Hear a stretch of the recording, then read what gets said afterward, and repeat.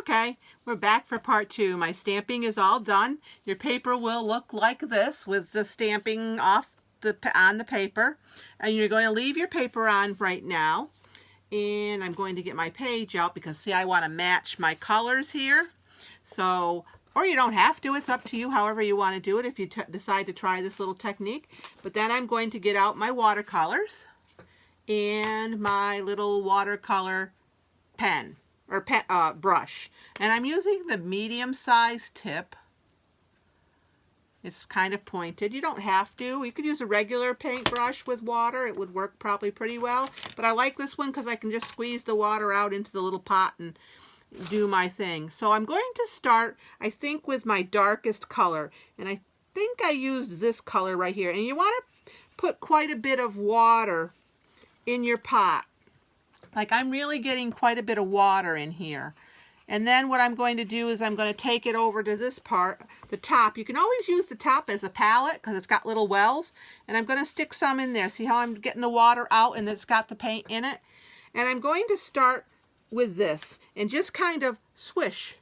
So all I'm doing is swishing from the inside of my paper out. And then I'm going to take a little dark and I'm going to go in the center of it and off to the side and just kind of swishing it on. It doesn't really matter. You can go dark first if you want and then just get some more of the water and wash it out if you want to. But just randomly swishing around the edges.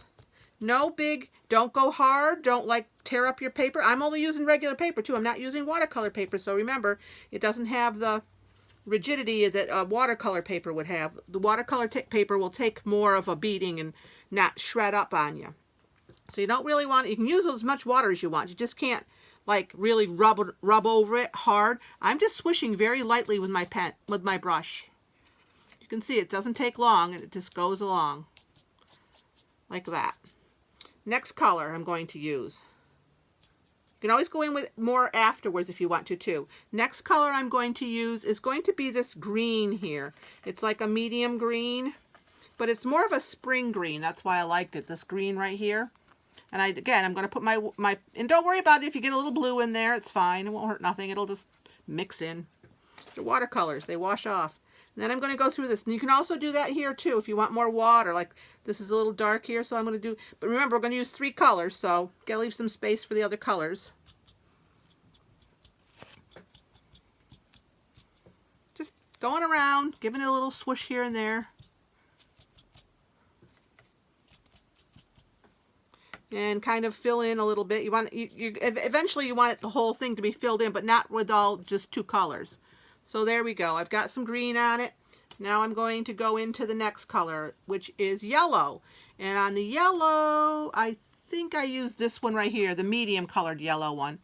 And again, you can see I'm getting some green in there, but it's okay. It'll still be yellow. And then I'm going to go through and put some yellow in.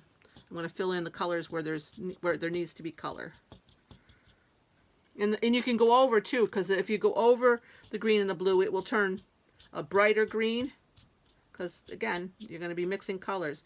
And I would say when you're doing this, to not get too many colors going or you'll end up with mud. Mud is brown. Unless you want brown.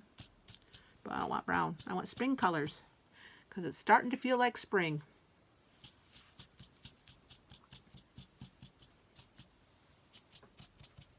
So we're just doing this yellow swooshing all around the edge. I'm trying to fill in now with the yellow because it's the lightest color and it kind of gives it a nice little, even going over the other colors, it looks good. And I guess I would say I started with my dark color first.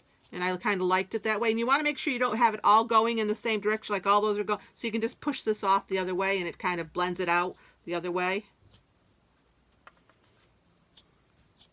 Just like that. Almost there.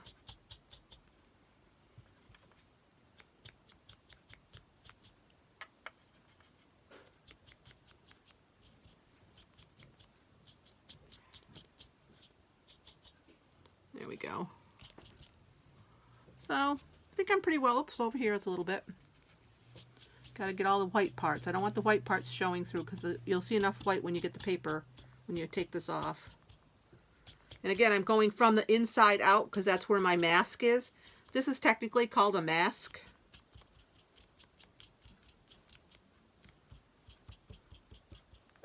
There. I'm pretty good. I'm pretty happy with it. Maybe I'll put a little more blue in there.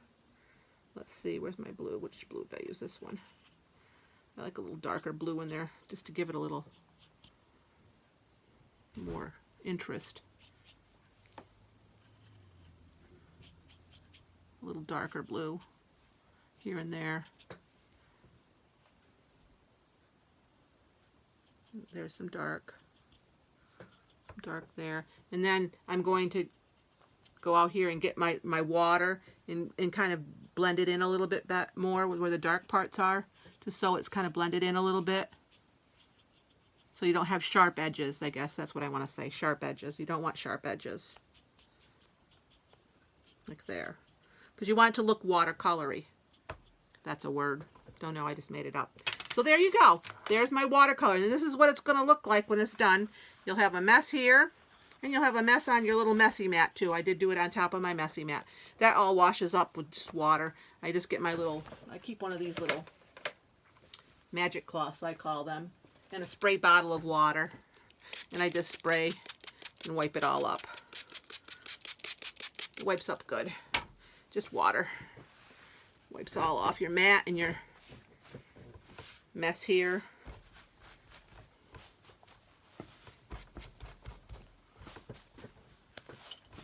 It's just watercolor. Should be fine. Comes right off your mat. No problem. And then I'm going to set this aside because I'm done with that for now. And now I'm going to take off the masking, which is just a matter of pulling this up and just taking my tape up, and there you go. So there is your frame.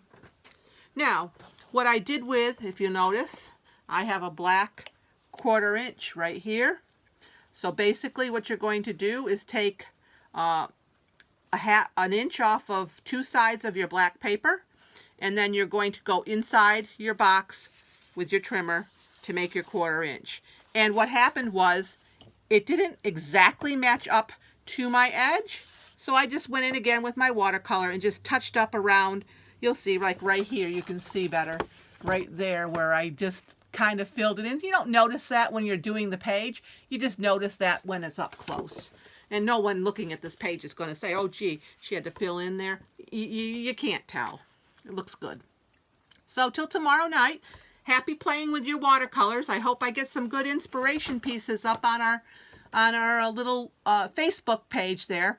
So post your creations for me. Take care. See you tomorrow night.